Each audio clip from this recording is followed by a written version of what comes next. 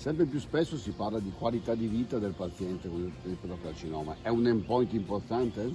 Sì, è fondamentale, in quanto nell'epatocarcinoma bisogna sempre ricordarsi che abbiamo due patologie, una è l'epatocarcinoma e l'altra è la cirrosi, per cui sono pazienti con due patologie complesse. I nuovi trattamenti terapeutici abbinati anche alle terapie locoregionali quello che danno è sicuramente meno effetti collaterali, più qualità di vita, i pazienti vengono sempre trattati più precocemente, quindi hanno anche una epatopatia meno scompensata, vengono trattati per più lungo e questo sicuramente ha portato dei netti miglioramenti per quanto riguarda la qualità di vita, ma soprattutto per quanto riguarda le opzioni terapeutiche e le risposte che abbiamo, che fino a qualche anno fa non avevamo assolutamente per i nostri pazienti.